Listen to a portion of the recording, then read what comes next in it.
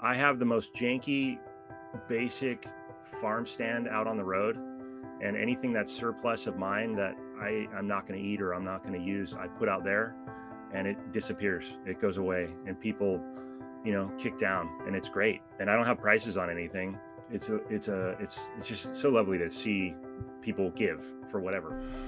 I'm super stoked. Today, I've got for you an interview with Bredo, the farm manager of Hanzell Vineyards. He manages all the animals.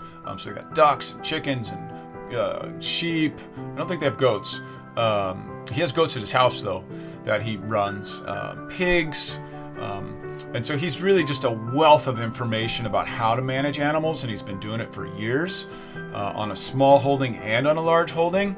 And in this conversation, we go over the importance of community and self-reliance, how to use fire or how to use animals to mitigate fire, as well as the mechanical means to do that as well. And then we take an example homestead, like let's say you had a half an acre, and then how you would develop and create an animal system. And what's so great about what Brandon does and what they do at Hanzell Vineyards is they really take a regenerative agriculture, a polyculture, a permaculture style approach to the way that they grow their grapes and manage their whole site. So he's a wealth of information. It was a really valuable conversation for me. I hope you find it equally valuable. I did do an on-site tour of the work that he does there, and I'll put a link in the description to the video that I did of that. And without further ado, Bredo. So Brandon, thank you for taking the time to talking with me today about all your experience as a farm and forest manager at Hanzell Vineyards. We were talking a little bit beforehand about giving people tips how to start with farm, using animals to benefit their farm and integrate in their farm and their forest. I guess it'd be pretty instructive just to maybe share with everyone, how did you get into this? Like how did you, what evolved you into this animal forest farm manager life that you're in right now? Sure. Well, initially it honestly probably began out of a sense of escapism, much like yourself, came out of Los Angeles County, growing up there, and wanting a bit of more space, a bit more breathing room per se. So I ended up moving to Northern California right after high school, literally the day of high school graduation. And then from there, I pursued a career in public land management in the form of being a park ranger. So I got involved with natural resource management for 25 years or so, working for various agencies. I did somewhat of an early retirement from Sonoma County Regional Parks as a ranger. And, through that career, I found myself managing big pieces of land with a coalition of other people, local tribes, and also folks that run cattle, private operators. After all, you can only mow so much. And with the fear of fire and the lack of experience, contemporary at least, with fire management, it seems a lot of stuff needs to be grazed as opposed to mechanical mowing. So I ended up working on quite a bit of private public cooperation with folks that run cows on public park land, which was a challenge in that it was kind of a new thing for the agency, and also trying to keep those things open to the public, those trails and those accesses while you have these cattle operating. So there's all that, with bikes and equestrians and hikers and all that. So for the most part, that was my focus. I was really interested in more than the public safety, more than the EMT services and law enforcement. I found myself really interested in the natural resource management side of being a ranger. And so with this new career of mine, I would say it's my retirement gig, working as a farm and forest manager with Hanzell Vineyards and Farm.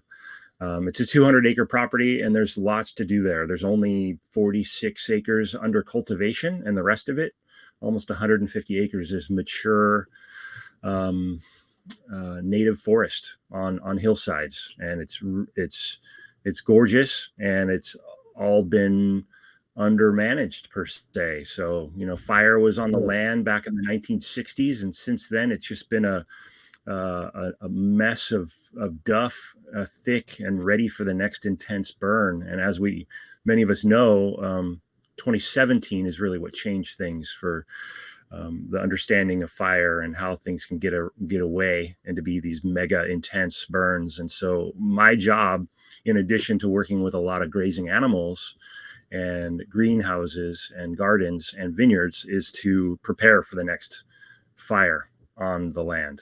And I know it's inevitable, so I just want it to be less intense. So that's kind of leading up to today. Right. So why don't we segue into fire management? So that is it's a huge topic, and if you could simplify it in a sort of a nobody left behind approach, like what are your basic 3 bullet points of, like, I'm trying to do X, Y, and Z with the animals or without the animals or in combination with the animals when you're in a, what would you call it? An oak savanna?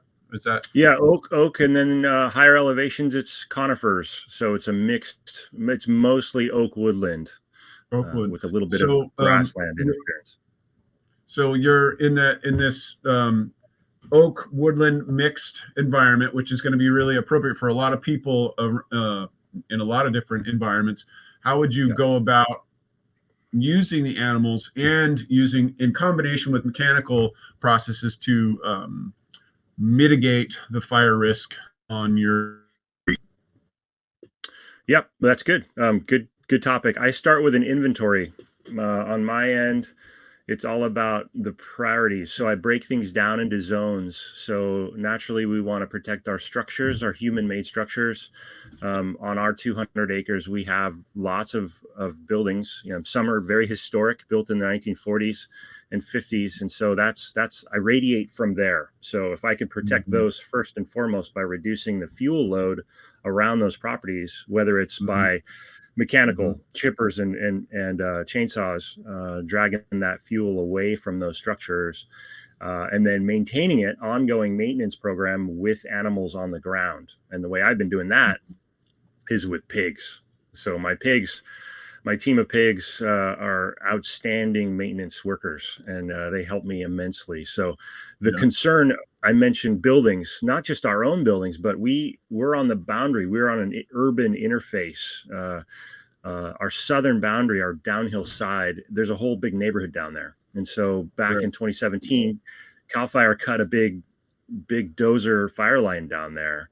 And so since 2017, I've been charged with maintaining a fire break. And what I've wanted to avoid is having just an ugly, erosive strip of land that we just keep bare for the sake of a fire break. So now we've gone in and we've planted an orchard along there. And in that orchard, food forest, I'm also running sheep down there as well. So I'm maintaining that as something aesthetic and providing food.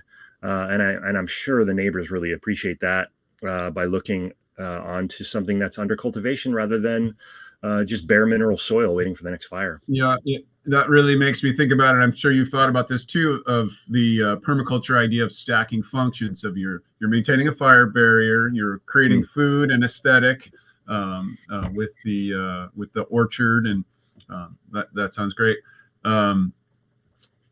Can you get just a little bit more granular about the let's just start with the structures.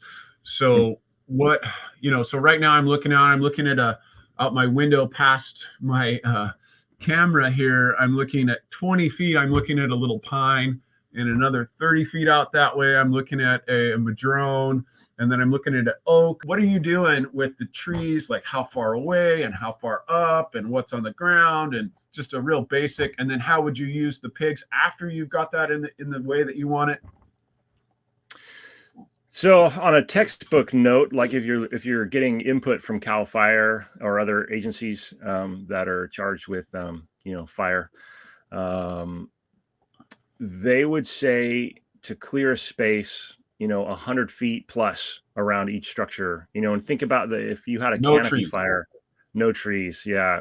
So it's about what I'm getting at. It's a balance of aesthetics and function and ecosystem services and fire protection. So there's got to be a compromise in there somewhere, just because you live there and you want to function there in a place that's gorgeous. I mean, that's probably why you moved there to begin with, is because it's because of the environment. So if you think of a canopy or a crown fire and those trees coming down, would they land on your roof? Those are kind of concerns. I would thin as much as possible that you can tolerate, in and around your structure. And as you radiate further out is where you can allow that wildness to continue. But it's all about keeping a fire, when it does return, keeping it low intense and on the ground and away from those that canopy. So if you could reduce the ladder fuel leading up to those canopies, then go for it with a pole saw. Right. And even more granular, like how many feet up do you think, like, I mean, it's obviously going to be different in every situation, but in general. Yeah. It depends on what's growing on the floor of the forest. So if there are things that are annual, grasses and whatnot, that's a flashy fuel that's not going to take off into the canopy. I reach as high as I can with a pole saw. We have a lot of Doug firs that sort of reach down and sort of touch the ground in a way, unless I take that ladder fuel off. So once I do that, I feel a lot better. And I know the fire agencies in the neighborhood too that inspect feel better about that too. You're taking all that. Pole saw is like 15 feet long. Yeah, maybe 12. Yeah, 15 if I'm standing on top of my utility vehicle. Can you send a picture of that shot? Oh yeah. Yeah. I specifically put a roof on my UTV made of 3/4 inch plywood so I could stand on it like a deck. Yeah, you gotta send a picture of that one. That's great. Yeah. Do you have one already on your Instagram? Like a picture of you doing that?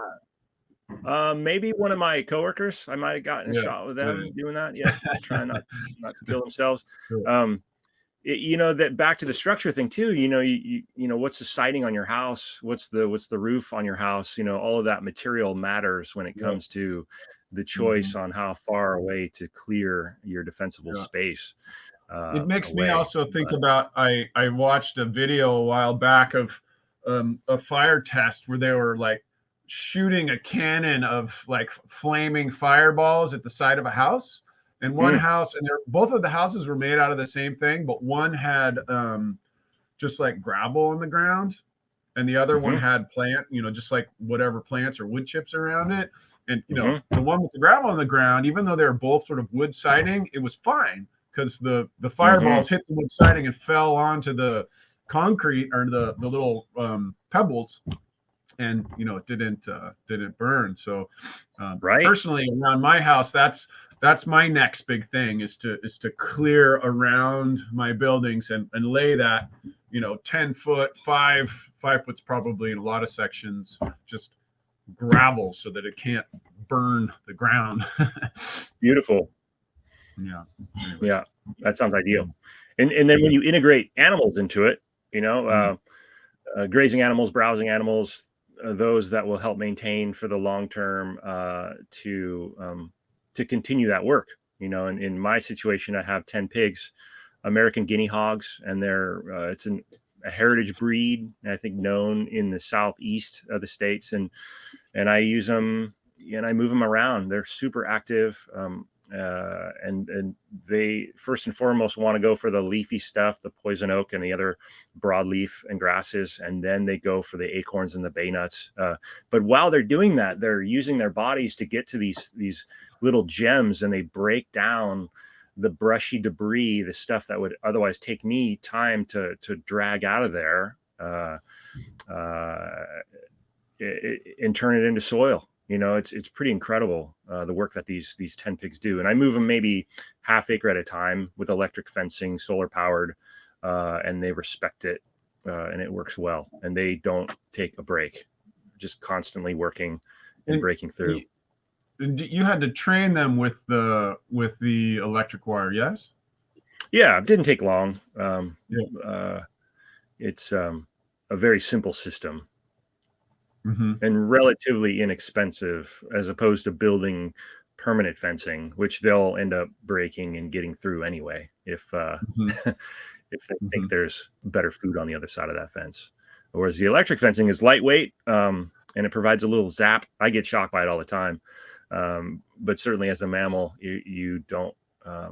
It doesn't feel good, so you avoid it. And as long as they have enough to browse, and even some supplemental feed, which I use to really drive them into the thickest of the stuff with this organic hog grower pellet.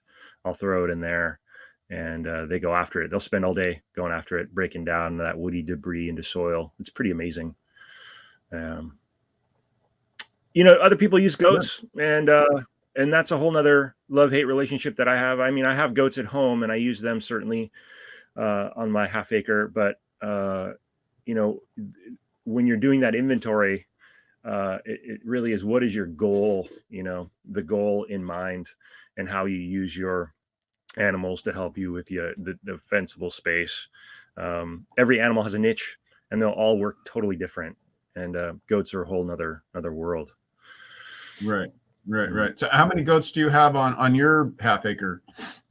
I have 6, and thankfully I have a partnership. It's really a handshake agreement with my neighbor who has an 11 acre pasture, and I have them out there with my hens right now when there's not enough on my little space for them to eat. But generally they are my manure makers and the receivers of everything that gets torn out of my garden gets taken care of by those guys, including our Christmas tree this year, which is pretty amazing. They turned it into toothpicks.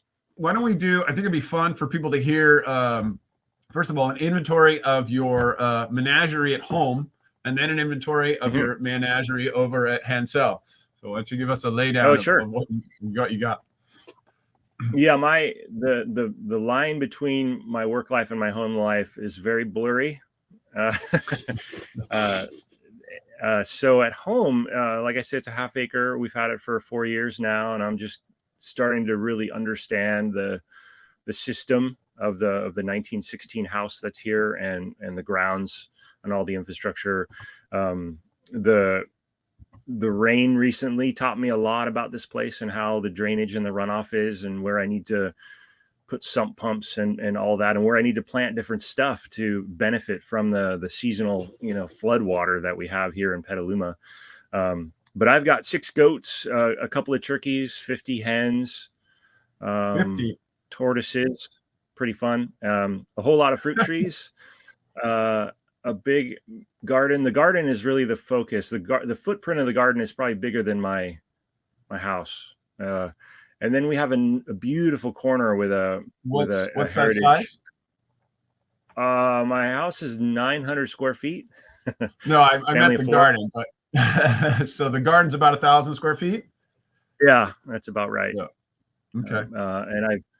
And then I have another planting area along the southern fence line where I generally rotate it between rye and sunflowers, and any other showy piece that feels good in the spring and summer, that I can How big also is that section? 80 feet long. Yeah, Mhm. two big beds, and they're both 80 feet long. The garlic is going to go in any day now. I remember in one of your Instagram postings, you collected some rye. I did, red winter rye. And did you grind it and make it into something, or what did you do? You did. Yeah, I've got an old timey mill and a stone mill, and we make our own flour. It's tasty. It's so good. That's awesome. And I just planted one of those beds last week. So hopefully we'll get another. I really love that plant. It's really beautiful and tall. So what I like about having it on the boundary of our property is the pasture that I was talking about, where I have those goats grazing, sometimes we get really undesirable non-native invasive plants growing out there that the goats won't touch. And I think when I have tall stuff growing on my boundary, it prevents a lot of those seeds from coming in and across. So they just drop out. And I think our viewers and listeners might be very interested in, what are the plants that the goats won't touch? It's a mix of most Euro grasses and thistle type stuff that is not palatable, super spiky. What do you mean a Euro grass? What is that? European invasive grasses. So stuff that came years ago, most likely on livestock in their. Just a normal, does it look like normal grass, or is it, because thistles obviously has the spikes and everything, and exactly. I'm like I said, we've been here for 4 years. I'm still doing an inventory on what's popping up here and there, still learning. And it's a seasonal thing late in the fall. So when everything else is gone, dry, and I'll also bale back there. I'll do some grass collecting and bale that stuff up for the animals. Likewise, avoiding some of these weird stands of these awkward thistle, spiky, undesirable stuff. So I try to hand harvest those and literally throw away the seed heads into the dump curbside. So I have half a notion of making some sort of like Ghostbusters backpack with a shop vac to like suck out all those seed heads so they don't continue. So it's just a matter of outcompeting those, getting them before they go to flower and seed, and hopefully they won't show up the next year. So we'll see. This will be a big year to observe that. How are you baling? Are you baling by hand, or are you using machine? A machine. So it's a work machine that thankfully I'm able to use at home. We use it at work all the time. It's called a BCS. It's a 2-wheeled walk-behind tractor, and it has various implements that you can attach to it. You may have seen it when we were there together. Are we talking about your home site now, or are we talking about Hanzell now? Sorry, I got a little. It's like, again, it's a blurry line between work and home for me. So it's a work tool that I borrowed for home. Yep. And right.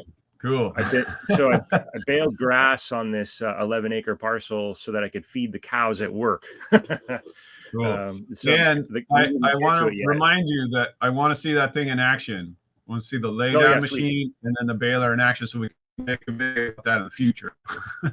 Yep, I could send you that link on Instagram. It's pretty amazing the implements that this BCS has. Like one implement is the sickle bar mower for the front end, and then you swap it out for the rake, the hay rake, and that rakes it all into rows. And then the next implement is the baler itself, and it does it all. It's pretty amazing, and it's all a one-person operation, by the way. So it's a walk behind, simple, lightweight.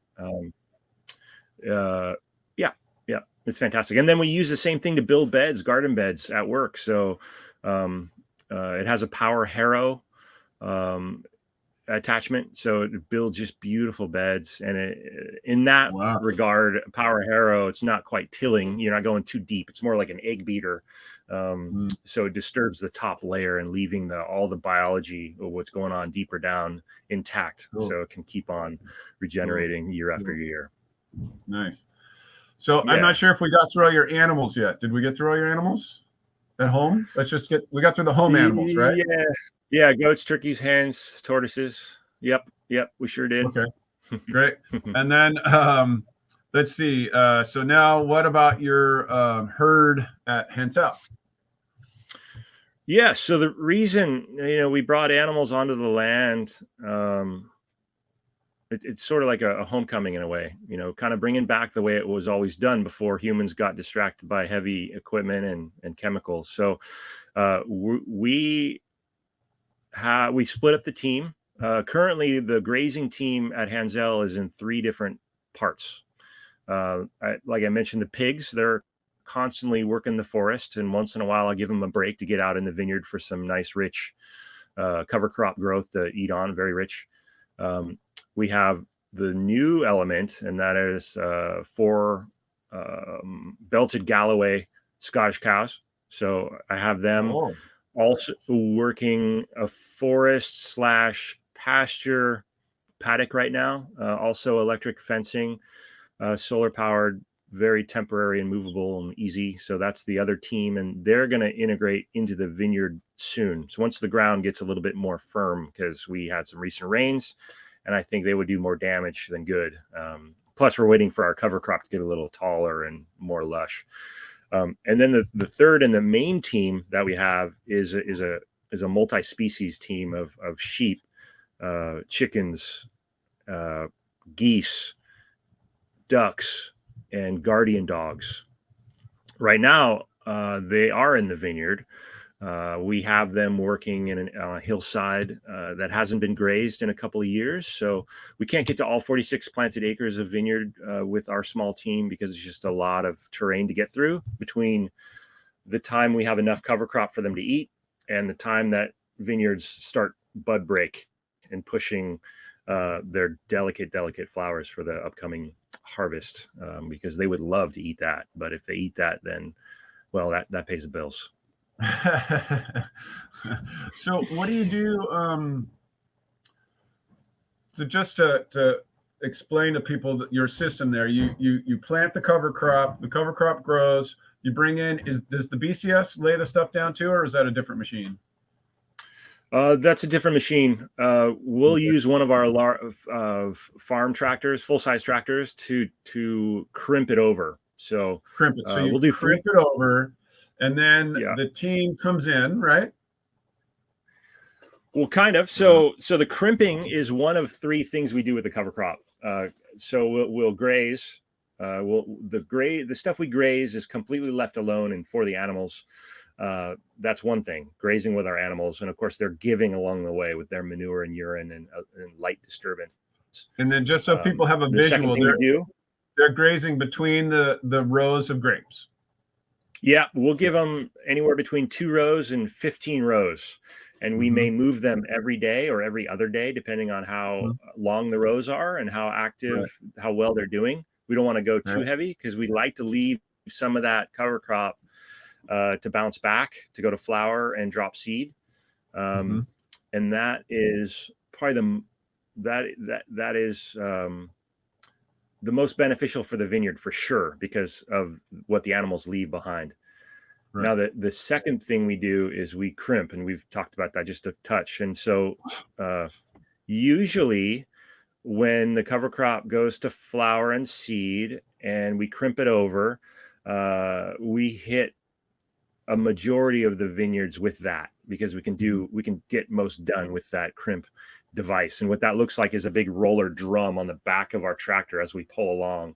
And it lays down the cover crop, and by then it's about 4 or 5 feet tall. It doesn't kill the plant, but it terminates it from further growth, but allows it to go into seed mode after the flowers.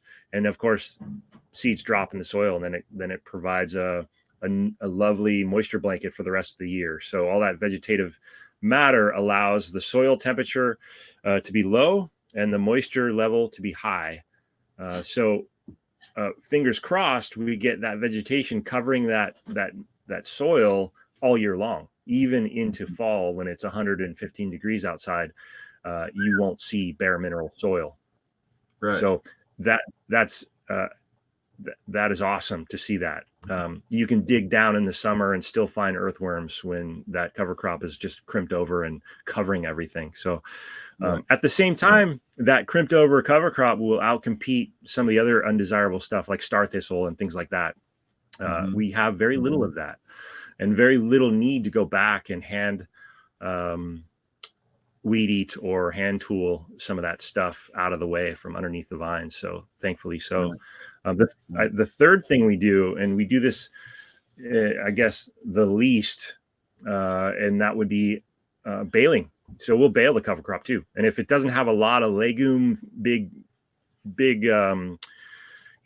moisture filled legume plants like fava bean or bell bean in there, it will keep really well in those bales. And then we'll feed that to our animals for the rest of the year. It's a pretty intense process. and we try to vary that, all three of those things. We try to do those differently through the vineyards every year, so it's not the same kind every of time. rotating the different systems through so that each one gets a different beneficial type of interplanting. Exactly. Yeah. I mean, it's all scalability, right? If it was a smaller property or we had more animals, we would graze 100% of it, and then we would let all that stuff rest, bounce back, and then we would crimp it all over, crimp it down. Right. So we do both of those Right. things, and then it's scalability though.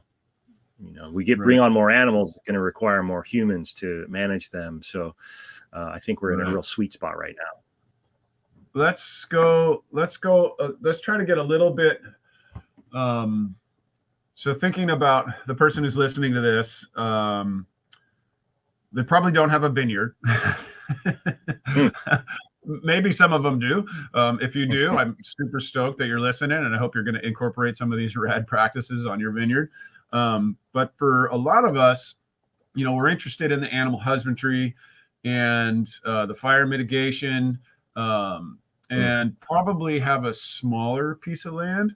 So maybe it would be neat to talk about, let's say I'm just getting started, which I used to have goats, and I have chickens, and I have ducks, but I'm just getting back into my own personal management program. And I know there's a lot of people out there that want to raise animals and want to raise them for food and for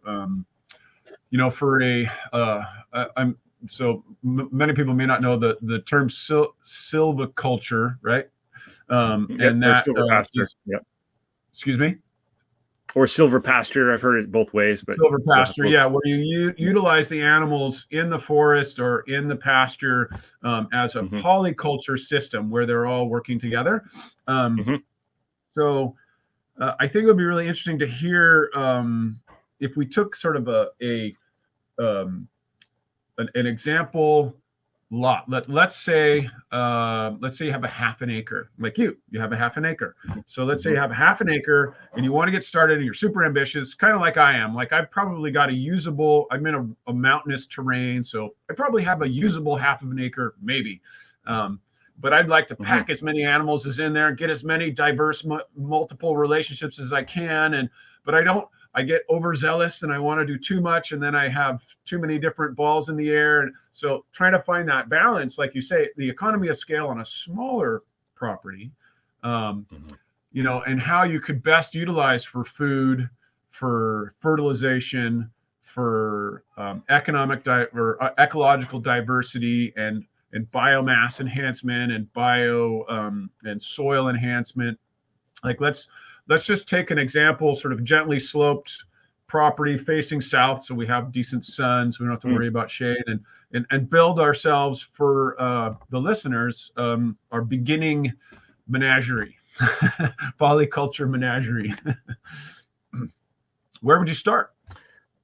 I would start slow and small. I would start with observing, the classic permaculture style of really soaking up a whole year of observations before you really make any big changes or big additions. I would go small because you don't want to set yourself up for failure or overwhelm, so immediately. We're all impulsive and we all want it all now. That's for many reasons. Just for, what is realistic and reasonable in your time, the time you have. For me, it's a work-life balance, trying to find the right fit too on all these different elements and implements that I've been trying out. Starting small is a good way to set yourself up for success. Starting small with a low number of animal units, really trying to think about what your goal is. What are your, identify your needs and figure out those goals. And you can start slowly that way. Every animal element will have a different need as far as water is concerned. Water is a big concern. Fencing and housing all those critters. Like at my place, I have a hard enough time separating stuff just because I don't want my goats to eat my fruit trees. I don't want my goats to end up in my garden and thrashing that. Like my hens, when I build a nice, beautiful bed, the first thing they'll want to do is get in there and start scratching away. So but there are times of the year when I want them in there eating all that stuff and really going to town on doing their beautiful niche. So really my point is starting small. Like I mentioned before, I have about 50 hens in my half acre and 6 goats. And that to me feels like a good number. There's nothing that's screaming out to me to get more, although having more eggs would be handy, because that's one of the commodities I have is I sell eggs to friends and family, and that helps support the supplemental feed. So there's another topic. What can you produce on your half acre or your size lot that will go to sustain the whole program? And what do you need to buy from somewhere outside your circle to help supplement your program? That feed cost, that water cost, that, what kind of inputs do you need from outside your own hands and ability? That tends to be the decision maker on stuff. Let's dig into that a little bit. I think that's probably one of the least talked about and most important things that homesteaders and people who want to produce their own food don't think about or aren't really addressing is this external input idea. So do you have, what is the feed? What's your chicken feed and your goat feed right now? And should be probably pretty straightforward, but yeah, go ahead. Yeah. The more I pasture them, the more space. Like I was stoked to get this partnership with my neighbor. I have a half acre. My neighbor's has 11 acres and it's just undealt with grassland, mowed once a year by them and a contractor of theirs. So thankfully he's okay with me getting out there. And so I have them out there every day, unless it's been raining a bunch like it has been. They don't like that. But that gives them the ability for stimuli. Like they need stimuli. They can't be in a small space or they're going to go crazy. They'll get unhealthy. Having them, I have a really good situation here with that. So they're out there browsing. They're out there finding all kinds of good stuff. And so I supplement that with some good, organics. Thankfully, there's some feed shops around here that have, like for the goats, organic alfalfa and organic 3-way, which is a barley, rye, oat mix.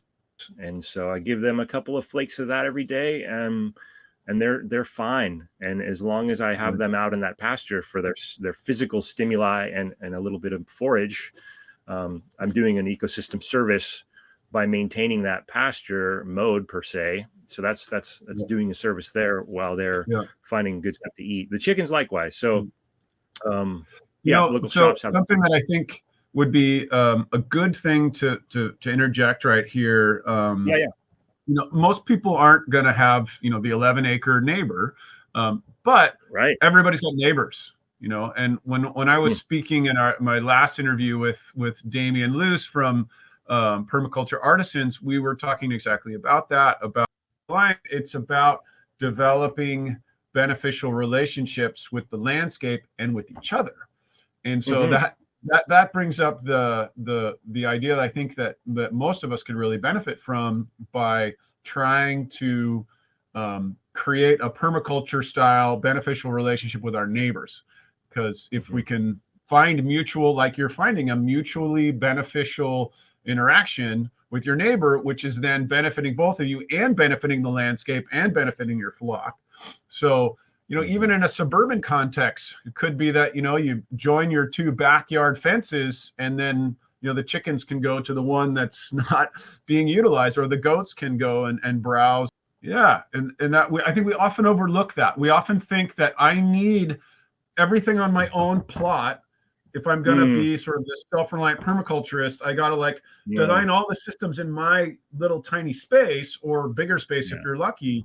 And we have to start thinking more about are there people around us that we can partner with, and how can we partner with the people around us?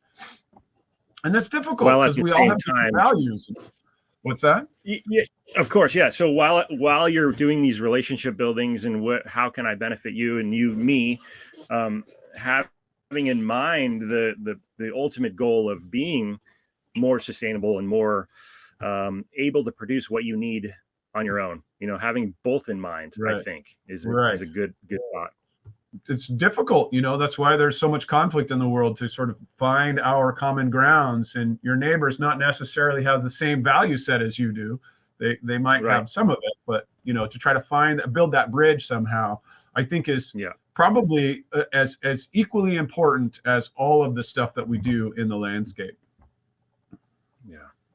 Yep, that's right. Relationship building, super good. Go ahead. I was just going to advocate for, what the costs to keep your place going, costs of things that you don't generate yourself, the things that you need to supplement and paying for that. I have the most janky, basic farm stand out on the road, and anything that's surplus of mine that I'm not going to eat or I'm not going to use, I put out there, and it disappears. It goes away, and people, kick down, and it's great. And I don't have prices on anything, but it's enough to make that they can put money in. Yeah, and a PayPal and a link for that kind of stuff, however digital. And it always surprises me. I don't know, surprises me. It's just so lovely to see people give for whatever or not. If they take stuff, then that's fine. But folks give, and that helps add to the program. So it all goes back, Nice. It's pretty great. That's awesome. I'm so happy to hear that. I'd love to see an image of your farm stand. That would be really cool. Cool. Do you have that somewhere? Yeah, and it's very seasonal too. So I'll load it up with pumpkins in the fall, and like right now, the thing that's going to hit the farm stand in a week or so are 100 raspberry. I thin my raspberry beds, my hugelkultur, and it just produces so many splits from the crowns, nice. and they could stoke out other people with the same, successful fruit plant. So it's pretty incredible. Nice. They're all in 1 gallon pots, so it's real easy to stop and grab and then go. Right. Yeah. So let's get back to our sort of imaginary half-acre system that we're building here. We're starting with observing. We're going slow. We're doing small. Let's say we've been observing. We're going slow. We're doing small. We decided that we want to have 5 chickens because we need at least that much eggs. Let's say let's just start with 5, and then let's say we decided we want to do goats too for fire mitigation. And so, how would you? Yeah, I mean, I guess just talk about feed, water, shelter, predators, and how you would start to design and build that system. Yeah. I would say your time, minimum, twice a day, feeding in the morning, just general checking on them. And in the evening, you're kind of buttoning everything up, closing things as necessary, collecting eggs, general water. It's always about just observing, just getting a good pulse on things. So minimum twice a day. So if it's like most of us going to work, it's in the morning and in the evening. You can integrate family, which is really fun, especially kids love collecting eggs. And they could be treated like pets too, so it's just like your family dog or cat. It's just so fun. So minimum checking twice a day for sure. It depends on where. Go ahead. Just so in terms of the permaculture zones idea, like how far away from your home are you comfortable having your goats in your chicken pen? Yeah, I don't mind super close, but there's a noise thing, you have to be cognizant of how, sleep patterns and, are you going to have roosters or not? Goats could be pretty loud in the morning, especially dairy goats, which I've had before when they get used associating humans with getting fed, and then when they're hungry they bleat out very loud, especially those dairy goats who are going through a lot of calcium. So mine is a good 60 feet away from the house, and that's tolerable, it seems, and that works. Then there's the manure piece. If you've got enough of happening, enough, the compost pile and manure smell, that kind of thing. You got to play around with that too, making sure that things are mucked and new, fresh straw placed down, and things like that, so that doesn't become an issue. And with enough hens flicking through manure of the goats and themselves, they're going to get to all the larvae, so you won't have a whole lot of bug issues if you do have a healthy system with enough hens to eat all that. So that's not a concern. Do your goats and your chickens live in the same area, not separate? No, turkeys and ducks as well. Yeah, they're all in the same area. They all at your browse home in Hanzell, or they're the same? I see. Yeah, at home and at work. Everybody lives together for the most part. So. And do you have protection dogs at home going on to predator? No.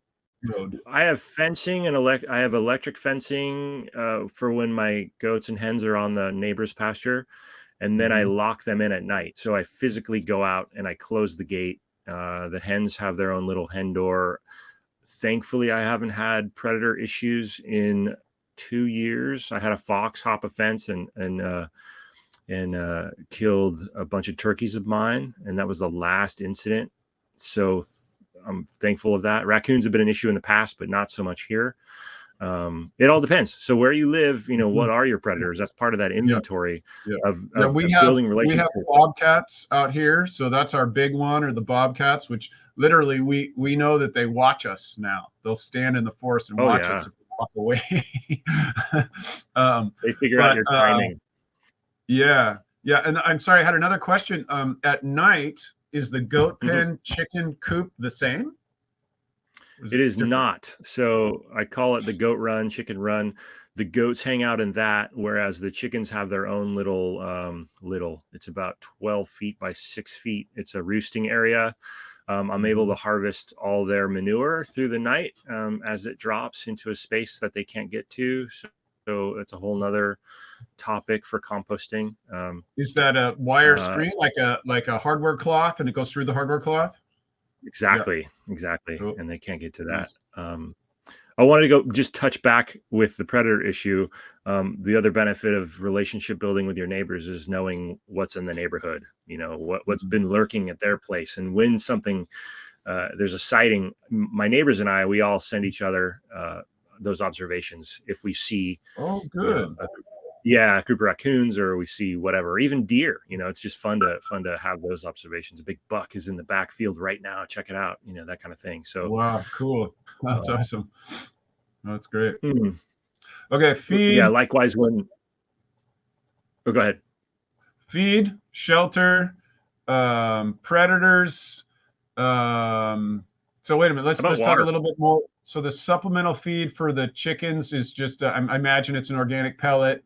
Go ahead. Exactly. Yeah. They're laying hens, so a little high in the protein. And then water is another concern too. That right in that same vein, that same chapter. All my stuff is on float valves. Thankfully, we have a well, so there's plenty of that. But it's checking that every day with these low temperature nights. If there are water breaks occur, so that part of that observation is putting your eyes on all the systems and that they're making sure they're working, because if the water's out. And then are you using a trough? Then you're not using nipples for the chickens? I want to get into that the install of PVC and those nipples that are really cool, that I know that the chickens can flick and peck, and then they get water instantly. But then there's the goats, and the goats do kind of a slurping thing. They need a container, so I'm using a small float valve on a little corral attachment for them. But pretty clean and not a lot. Yeah. Good. Cool. Yeah. Okay, so the feed, I think we covered the feed. Have you ever, just out of curiosity, have you thought about insect farming? Because I've thought about it a lot for supplemental bird feed. I haven't tested that one yet, but I'm thinking about it. Sweet. That would be cool. No, I don't know anything about it. I want to know Yeah, more. So yeah, maybe you can interview yeah. somebody that's done that. Yeah, What I've that'd be heard. great. That's a good idea for another episode. Because it just I'm really, the idea of this whole permaculture, even biodynamic, regenerative system is we have to produce more of our own inputs. We can't be Mhm. importing stuff into the landscape as much. Um, Right. and so it's a rabbit hole. There's so much fertility, I think, that's possible if we really put our creative mindset to it and build more ecosystems on our properties. We can generate more life, but that it's a process, it's a learning curve, and does take a lot of Mm. resource and creative thought. So to be continued on that one. Right. Yeah. Yeah, Work-life balance. Yeah. yeah, Where are you going to yeah, apply your time? That's probably the yeah, big limiting right. factor in this whole thing is just your energy. At the end of the day, how much energy do you have to put back into it? How much time on your days off can you apply Hmm. to improving your systems even further, doing that Hmm. research, Hmm. trying to Hmm. experiment. It is all a big experiment, all of it. Hmm.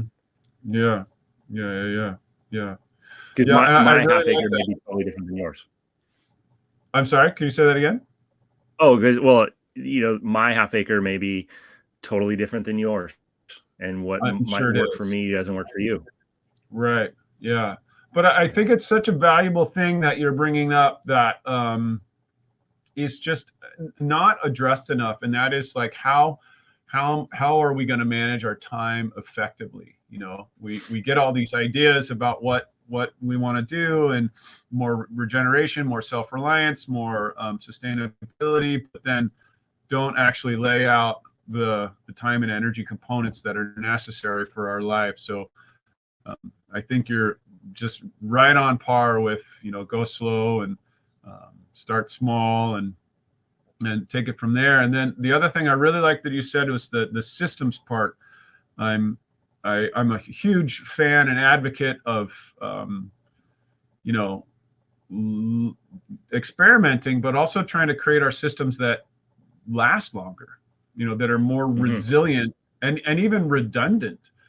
So I Hmm. mean, there is that maintenance component always, but you can, there's a difference between a Costco carport and then like the most resilient metal fire resistant building, barn thing Hmm. that you could build, and one's going to take maintenance every 5 or 2 or whatever years, and the other one's going to be fairly solid for a while. So I'm just thinking in terms of like, how can the question that comes up for me, and I'd be really curious what your thoughts are, is when is it the right time to put in the really long-term infrastructure, and how, Hmm. when should I go with the temporary experimental one, and how do I know when to make that transition? Let's say Yeah. in this beginning barn setup that we're setting up, like how do you even approach that? Hmm. I, I I would not approach it alone. I think that if there are mentors out there, elders out there, contemporaries, just grab somebody and get their input, their feedback. I think Yeah. that the drive is the self-sustaining thing is means you got to do it all alone. I don't think that's the case at all. I think now that we're in this world of social media and digital everything, and there's so many people that are trying to do the same stuff we are. There's a good coalition of folks that can advise. The mentorship thing is where it's at. I think, thankfully, I've got that. And a lot of our efforts are collaborative at work. A lot of decision making.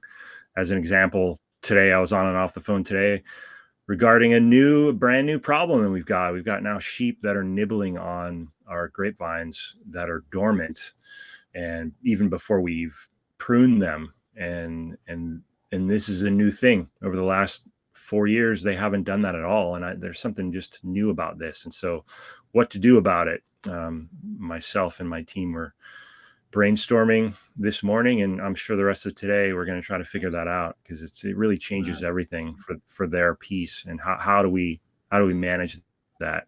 And of course, any time you spend money is an investment. And so if it's a big chunk, like you're talking about a barn, you want to make the right decision.